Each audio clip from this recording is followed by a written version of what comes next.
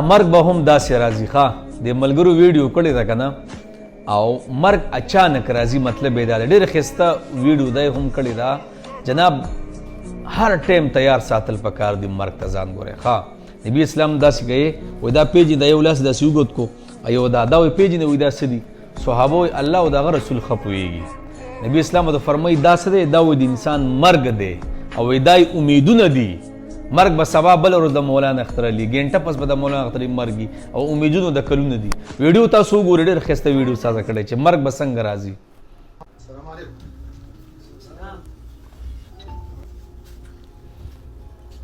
عقیبت زما څه شو خیره ولې دا موبایل بیچاره چې کومه دغه د قطره د بندي ولا اوس وینا وکړه په دې ګیټ کې په دې بجلی کې کار کوي وایي په 11 بجې به بجلی ځي که خپل ضروري کارونه یې هغه ورته وکړئ صحیح ده دا ما جوړه نه شي کړی جوړه شي کما زوم دا موبایل چارج ته کوم یاره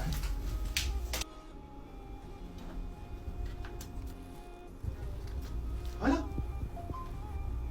لا بلاړه یا لا بغیر ته دغه داسې اچانک بوتله الله بندیانو دا ما جوړه مين نه شي کړی مړه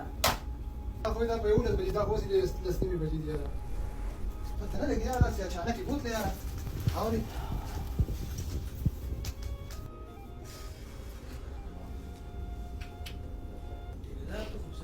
نشوي ما خو یوې خبرې ته فکر نه لکه دا